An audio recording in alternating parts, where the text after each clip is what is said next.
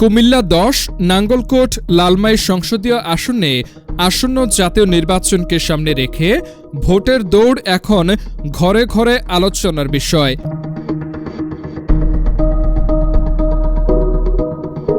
BNP বনাম জামায়াতে ইসলামের প্রতিদ্বন্দ্বিতার মধ্যেই নতুন করে গুরুত্বপূর্ণ ফ্যাক্টর হয়ে উঠেছে চরমোনাই পীরের ইসলামী আন্দোলন বাংলাদেশ। ফলে এই আসনে ভোটের লড়াই ক্রমেই ত্রিমুখী রূপ নিচ্ছে।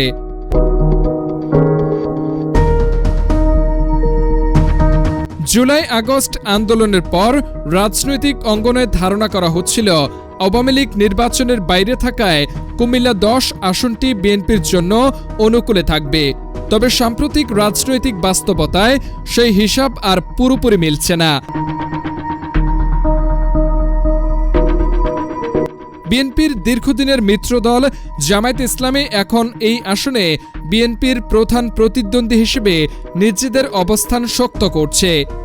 মাঠ পর্যায়ে দেখা যাচ্ছে জামায়াতে ইসলামের প্রার্থী মাওলানা ইয়াসিন আরাফাত শুরু থেকেই জোরালো প্রচারণা চালাচ্ছেন।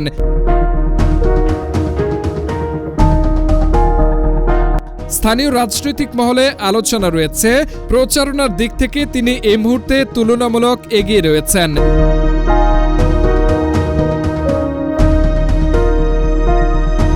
অন্যদিকে বিএনপিতে শুরুতে ২ জন বিদ্রোহী প্রার্থী থাকলেও নানা নাটকীয়তার মধ্য দিয়ে শেষ পর্যন্ত বিদ্রোহী প্রার্থী মোবাশ্বের আলম ভূঁইয়াকে দলীয় প্রার্থী হিসেবে চূড়ান্ত করা হয়। স্থানীয় সূত্র জানায়, গফুর ও মোবাশ্বের আলম ভূঁইয়ার মধ্যে কোনো প্রকাশ্য কোন্দল নেই, বরং তারা একসঙ্গেই মাঠে নেমে প্রচারণা চালাচ্ছেন, যা বিএনপির জন্য ইতিবাচক দিক হিসেবে দেখা হচ্ছে। বর্তমানে কুমিল্লা ১০ আসনে ইসলামী আন্দোলনের প্রার্থী হিসেবে মাঠে রয়েছেন মুফতি শামসুদ্দোহা আশরাফি। লালমাই উপজেলার সন্তান হওয়ায় রাজনৈতিক বিশ্লেষকদের ধারণা, লালমাই উপজেলার একটি বড় অংশের ভোট তার দিকে যেতে পারে।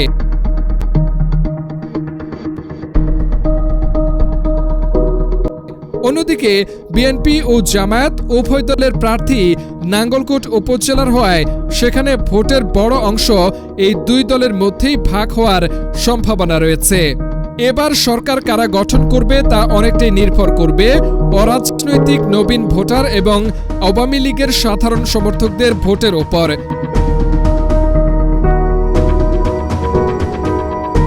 শুধু দলীয় কর্মীদের ভোটে জয় সম্ভব নয়, পেশি শক্তি কিংবা অর্থ ব্যয় করে এবার জয় পাওয়া কঠিন হবে।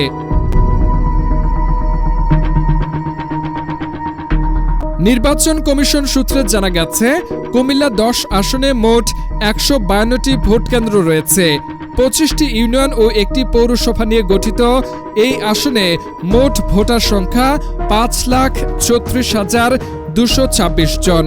এর মধ্যে পুরুষ ভোটার ২,৭৬,৬৪৭ জন এবং নারী ভোটার ২,৫৯,৫৭৯ জন।